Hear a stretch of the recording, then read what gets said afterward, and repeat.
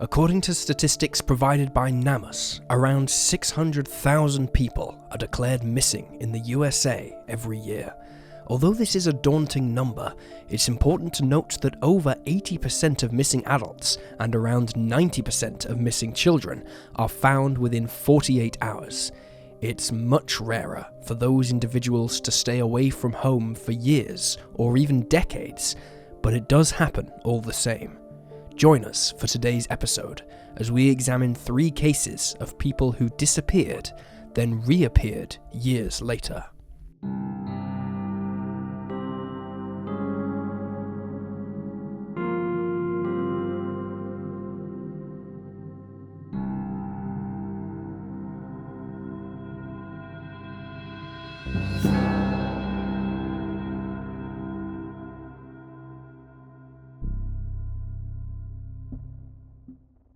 Jacquelyn Rains-Kracman and Melvin Uphoff.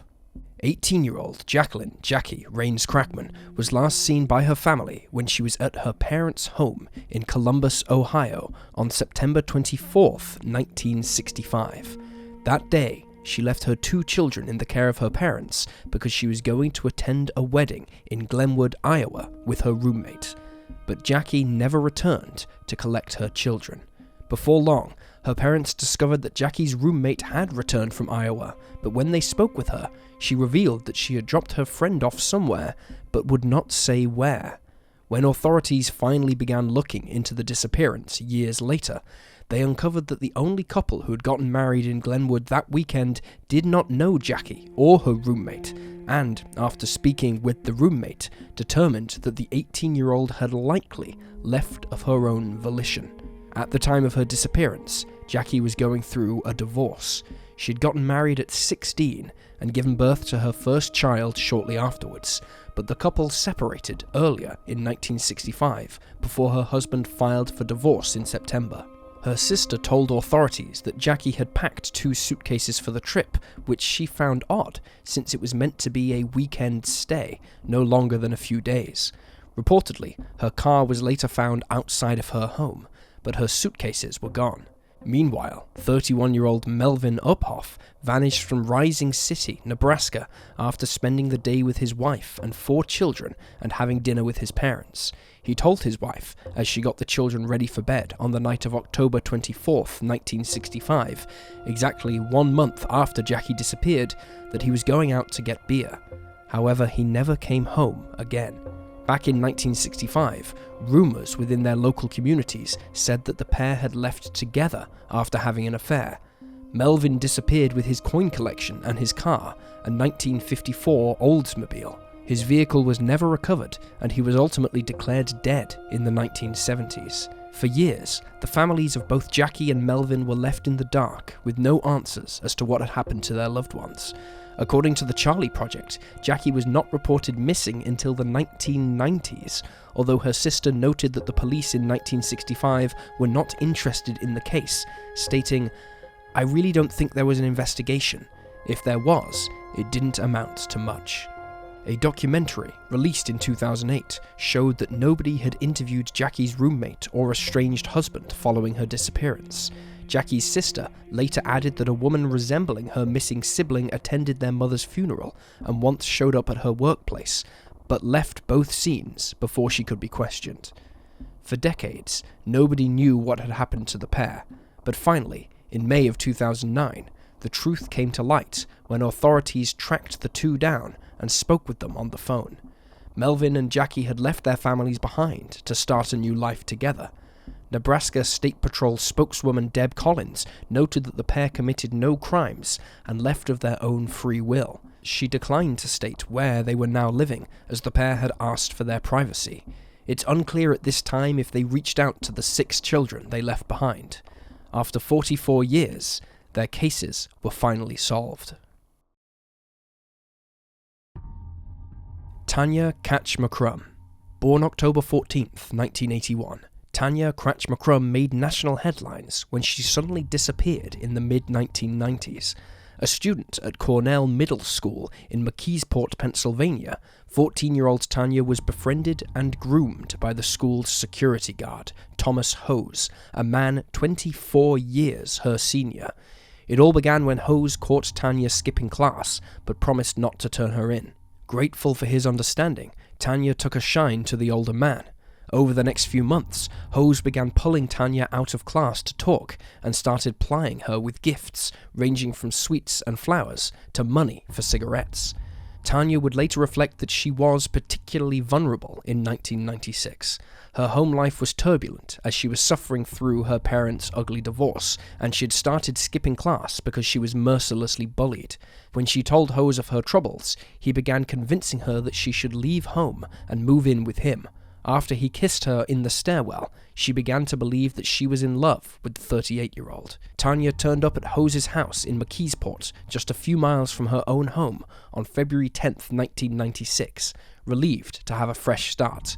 But the situation became an immediate nightmare. Hose lived with his parents and adult son, and went to great lengths to prevent Tanya from being discovered, confining her to his bedroom and forcing her to use a bucket as a toilet. Tanya was not allowed to leave the house, not even to attend school. She was locked inside Hose's room every day and subjected to regular sexual abuse. She was sustained on leftover scraps from Hose's meals and forced to record her abuse in written journals so that he could brag to co-workers and friends. Tanya later stated, "He had me keep a calendar book of our sex acts so I knew the dates." Later speaking with The Independent, Tanya explained that fear kept her inside. "He'd threatened to kill me in my sleep," she told the paper. "He threatened to throw me in a garbage bag and throw me in the river." She was 18 when she realized that she was considered a missing person after she saw her name and photograph in the local newspaper. Around this same time, she was finally allowed out of Hose's room. He gave her a new name, Nikki Allen, and introduced her to his family as his girlfriend, who was going to be moving in.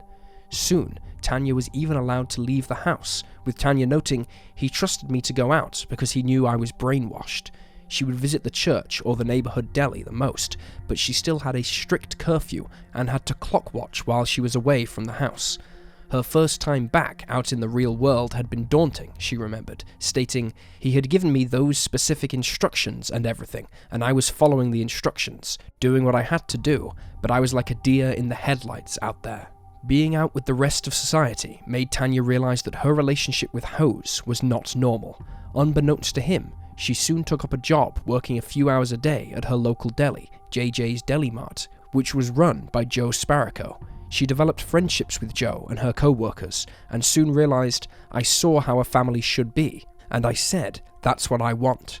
In 2006, 10 years after she had gone missing and the nightmare had started, Tanya told Joe about what had happened to her. She told him, "If you go to a website for missing children, you will see a picture of me." Joe subsequently contacted his son, a retired policeman who knew of Tanya's case. Before long, investigators had turned up at Hose's house and arrested him. In 2007, Thomas Hose pled guilty to a myriad of charges, including statutory sexual assault, corruption of a minor, and aggravated indecent assault, to name a few, and was subsequently sentenced to 15 years behind bars. At his hearing, Tanya read a victim impact statement and told him that she was no longer his puppet. She added, "You took away my innocence, my childhood. You made me think my family didn't want me or love me, that no one cared or loved me but you. For 10 years, you controlled me." Hose was released from prison in 2022 and is a registered sex offender. Tanya, for her part, has stated that she is very happy in life. In 2017, she co-wrote the book, Memoir of a Milk Carton Kid, The Tanya Kach Story. In 2018, she married and became a stepmother, and though she initially had a good relationship with her father after the kidnapping, she has since revealed that he believes she is partly to blame for what happened to her, which led to them becoming estranged. She is very close with her mother, however, who did everything she could to help Tanya rebuild her life after coming home. She has also since run into Joe, whom she credits with saving her from an awful situation, and the two caught up on everything that had happened in the years since. Tanya is very outspoken about the dangers of grooming, and often talks about what young people can do to spot the signs of a predator. She noted, "We're in a different era. but that stuff hasn't changed on how they groom you and how they lure you in, and mentally have that hold over you.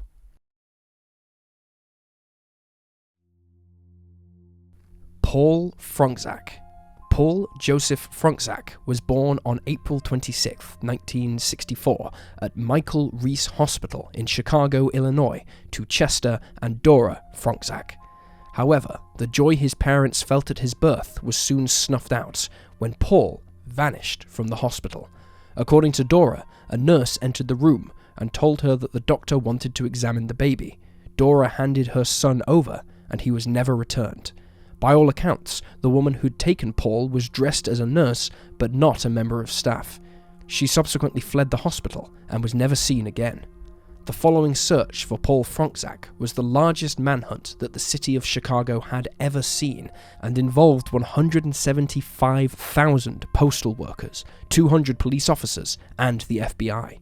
600 homes were searched in less than 24 hours, but no sign of the missing baby ever emerged. The story made headlines up and down the country, and the Fronczaks made desperate pleas for their baby's safe return, with Dora stating, "We just want our baby back, and hope she will please take care of him." For 2 years, Chester and Dora Fronczak mourned the loss of their new baby as investigators chased down every tip they came across. Sadly, at the time, the police had very little to go on, telling the parents that blood type and ear shape were about the only leads they had. At the time, the shape of an infant's ear was thought to be as individual as a fingerprint. Authorities looked into the background of around 10,000 babies, but none were identified as Paul. Then, in 1966, the FBI reached out to the Fronczaks about an abandoned baby who had been recently placed in foster care. The boy, who'd been given the name Scott McKinley, had been found abandoned in July of 1965 in the middle of a busy shopping center in Newark, New Jersey. The child was located inside a pram and had a black eye. The FBI expected the parents to immediately come forward to claim him, but nobody ever did, and he was thus placed into foster care. Authorities suspected that he may be the missing Paul Fronczak because he was the only boy they could not fully rule out from the investigation. After they were contacted, Dora and Chester travelled to New Jersey to collect the toddler, whom they believed was their son. Much later, Paul stated that his mother could, quote, either say, "I'm not sure," and put this child back in the system, or say, "Yes, that's my son," and even if he was not, save this child from what could be a horrible life. He added, "She did what she thought was right, and I'm glad she did." For years, the family lived together in harmony, but Paul's suspicions began to be piqued when he was 10 years old and discovered newspaper clippings about the kidnapping inside of a crawl space where he had been searching for Christmas presents. When he confronted his parents about it, they told him that he had indeed been kidnapped as a baby, but, quote, "We found you, we love you, and that's all you need to know." Later reflecting on this, Paul stated that afterwards he began to wonder about his real identity, but he never discussed it with his parents. As he aged, he learned more about what had happened to him as a baby, stating, "My dad had to leave work, go to the hospital, and tell his wife that the baby was missing. You think you're safe, you're in a hospital, and that's where your baby is kidnapped." In 2012, Paul finally gave in to his desire to learn the truth. He took a DNA test and asked his parents to do the same. To his surprise, they agreed. He recalled, "For years, I had wanted to do a DNA test with my parents, not because I wasn't happy, I just wanted to know the truth. I had always found a reason not to do it. I didn't want to hurt them, but there came a point when I needed to know." The three met to take the test, but Dora and Chester later called Paul and asked him not to submit it. He did so anyway, and was told there was no remote possibility that he was his parents' biological child. Paul still remembers the phone call that day, when he learned that everything he knew about himself was wrong. He stated, "I just felt like my life as I knew it was ended. I felt the colour drain from my face. I couldn't think. I got all sweaty. Everything I thought I knew about myself, my birthday, my medical history, being Polish, being Catholic, even being a Taurus, went out of the window, and for a second, I didn't know who I was." So who were his parents, and what happened to the real Paul Fronczak? These questions seemed more difficult to answer now that Paul knew the truth about his family. The following year, a group of genealogist volunteers called the DNA Detectives took up Paul's case. In June of 2015, they announced that he was Jack Rosenthal of Atlantic City, New Jersey, born in 1963, vanished in 1965, and missing for over 40 years. Not only that, but his twin sister, Jill Rosenthal, was also missing. Upon speaking with his biological relatives, Paul discovered that all of a sudden, family members just stopped seeing Jack and Jill Rosenthal around. Their parents, Gilbert and Marie, were always offering up excuses as to where the twins were and why they weren't available to see visitors. Furthermore, the twins had been badly abused and neglected during their childhood, with one relative claiming to have seen the children sitting in a cage. By all accounts, their father dealt with PTSD and anger issues, while their mother was an alcoholic. Another witness, a babysitter for the Rosenthals who cared for their other children, was once told to leave the twins alone upstairs. When the babysitter went to check on them anyway, she found them in an empty room containing only 2 cribs. The room smelled of urine because the sheets had never been changed and both children were filthy. She noted that Jack had a black eye. The Rosenthals were reportedly furious when they found the babysitter with the twins. After learning about his parents' neglect, Paul stated, "My real parents were really not very nice people. I'm thankful they abandoned me because it allowed me to be with the Fronczaks. They saved my life." Paul initially believed that something tragic happened to Jill, and that, as a result, he was abandoned because they couldn't explain just one twin. However, in later years, he changed his mind and stated his belief that Jill might be alive. The National Center for Missing and Exploited Children created an image of what Jill may look like as an adult, though there are no photos of Jill as an infant. The artist who created the portrait based the image on those of various family members. So far, she has not been located. Gilbert and Marie Rosenthal both died in the 1990s, so cannot be questioned or held accountable for what happened. Finally, in 2019, the real Paul Fronczak was located. He was identified as Kevin Ray Batty, and the announcement was made the following year, following his death on his 56th birthday. Before his death, he spoke with Dora Fronczak several times on the phone, but they were unable to meet before his passing. Kevin was raised by Lorraine Fountain, who'd been dating a Chicago-based doctor when she suddenly moved to Arkansas for a year before returning with the baby. However, Lorraine died in 2004, and it's unclear how she came to have the missing boy in her company. As of 2024, many questions remain in this case. It's not clear who took Paul from the hospital or what became of Jill Rosenthal, but inquiries are ongoing. Anyone with information about Jill Rosenthal's disappearance or whereabouts can contact the National Center for Missing and Exploited Children at 1-800-843-5678. And there you have the facts. Please leave a comment down below with your own thoughts and reactions, and remember to like this video and subscribe to support the channel. Thank you for watching. Stay alert, stay safe, and I'll see you next time.